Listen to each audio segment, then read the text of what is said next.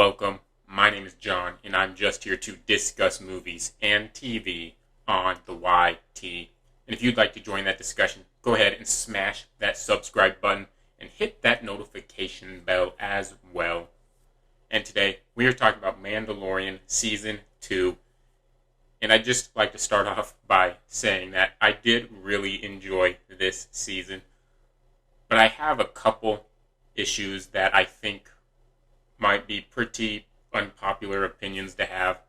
But overall, I loved this season. Even though I think I personally preferred Season 1, I thought Season 2 was still magnificent. So let's get started.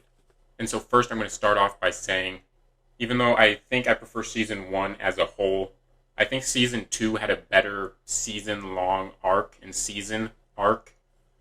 And I think my favorite episode of the entire show is from Season 2, that being, I forget which chapter it was, but the subtitle was The Jedi, and it was the Ahsoka Tano episode. That's my favorite episode by far of the entire show. And one thing that makes this show so good is its execution of action scenes. It's like the best action in television. They're mind-blowing action scenes to me. They're better than most action movies, than most Star Wars movies.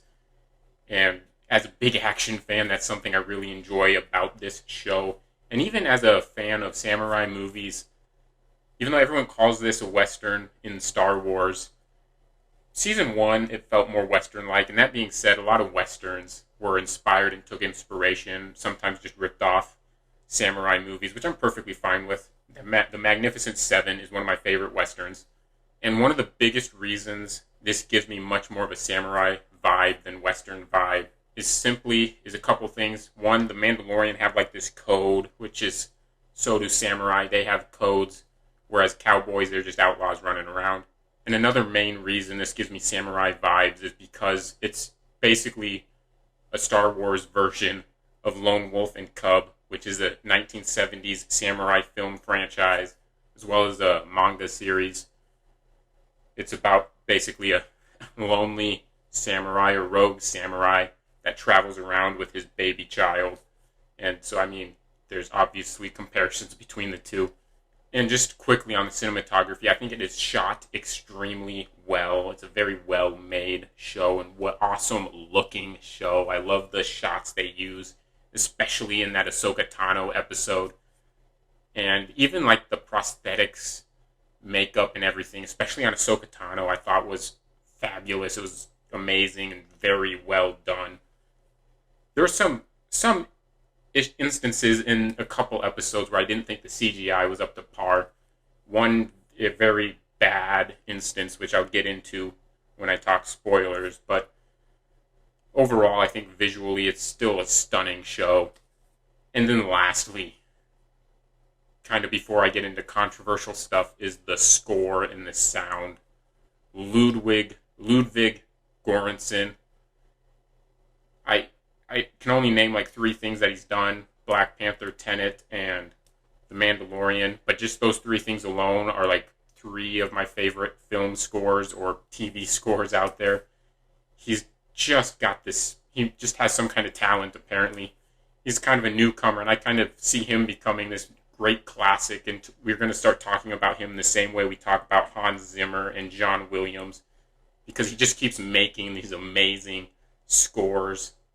And so overall, I really did love The Mandalorian Season 2.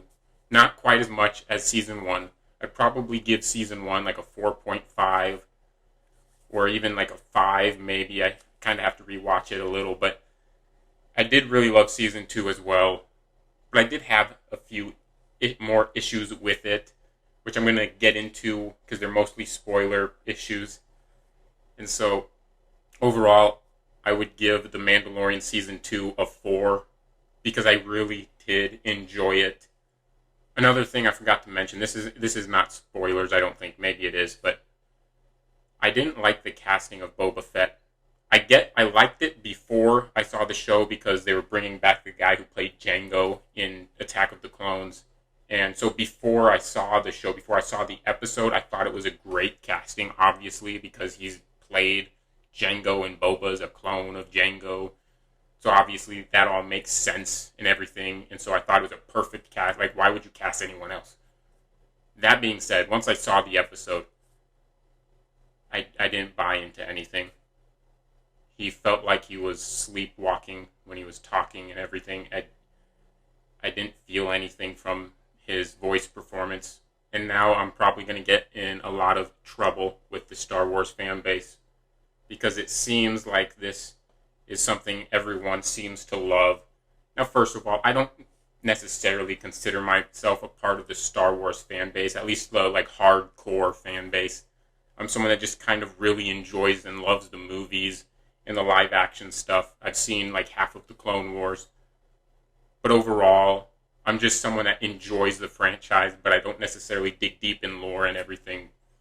That being said, the reveal at the end of the finale, the Jedi reveal of Luke Skywalker, just felt too safe, too easy, and way too predictable that it took all of the emotion out of the reveal for me.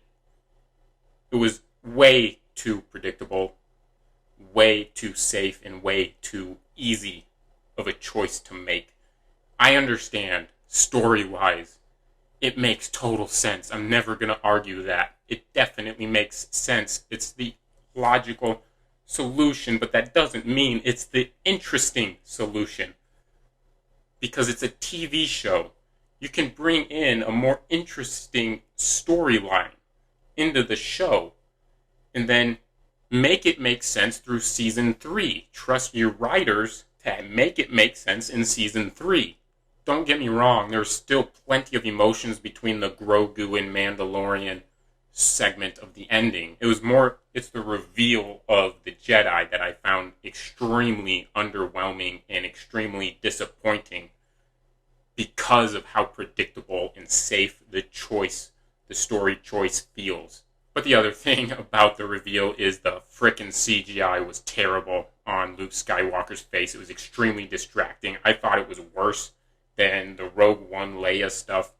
I know this Luke Skywalker reveal opinion that I have is probably going to be very unpopular and controversial, and hardcore Star Wars fans might crucify me in the comment sections if they find this. I'm a pretty small YouTuber, so maybe they won't find this. I don't know. Thanks for watching this video. I know a lot of you probably disagree with me on the Luke Skywalker stuff, and I'd love to hear your thoughts on it in the comments down below, as well as your thoughts on the season as a whole. I did really enjoy the season. There's just one or two things that frustrated me.